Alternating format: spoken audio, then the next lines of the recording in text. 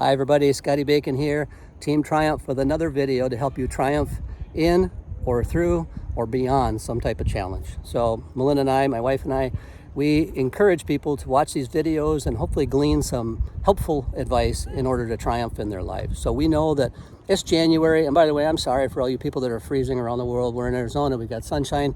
It's only 60, but in the sun it feels a lot warmer. So I don't mean to be rubbing it in, but I just had to explain this because what happens in January, obviously everybody's making New Year's resolutions, and everybody knows that in January, gym memberships spike only to drop in February and March. And guess what? People get discouraged, they don't hit their fitness goals, and it's just this cycle.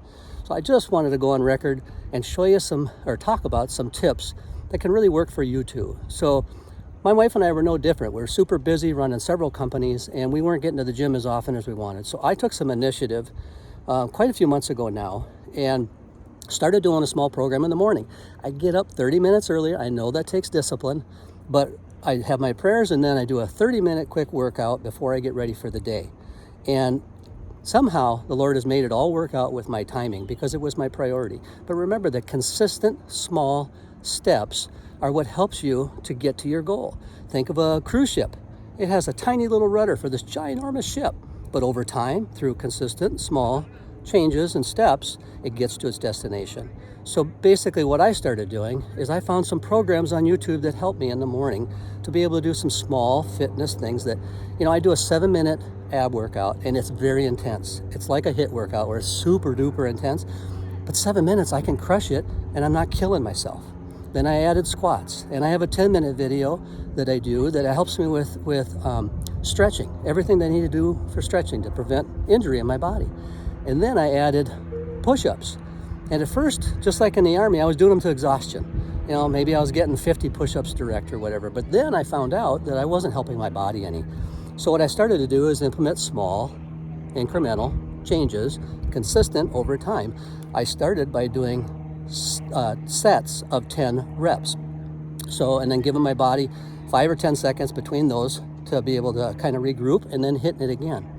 And what I found is that I got to do many more push-ups, much easier and not to exhaustion. So I also changed the type of push-up that I was doing. So I'd start with regular, 10 regular, then I would do 10 diamond push-ups straight underneath my sternum. And then I would do wide push-ups for 10. And then I have like medicine balls that are solid volleyball-sized balls. And you put your hands on those and do 10 more. And then I have push-up stands, and I do 10 more on that. So now what it does is it changes up the type of fibers that are getting attached, getting hit in my body and my muscles, and it's making improved changes also in my core. But at the end of the day, I increased my reps to 100. Now, I'm 62 years old, and I will admit I do get help from I have a patch on there that we can talk about if you're curious about. It's just basically a reflector, no drugs, reflector that sends the light back in my body and activates my stem cells. It reactivates them. If you really want to know about more in that, just type STEM in the comments, and I'll reach out offline and we'll talk about that. But just know that I'm 62 years old, and through implementing a program like this, I'm doing 100 push-ups, 100 squats, and other exercises every single day. Now, if I come home and I got time to work out and bounce and bike and things like that, I can do it. But if I don't, then I don't feel bad that I didn't get anything in at all. So I encourage you to use something like this. Develop your own program. Start small and then keep it going and growing over time. And I encourage you to hit your goals for 26. You can do it. Not just your fitness goals, but all your goals in life.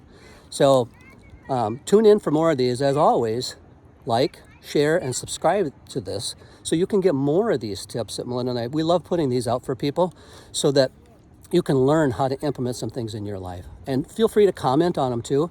We appreciate all the feedback. So until next time, be a blessing. You're blessed to be a blessing to others. And this is Scotty Bacon signing off for now.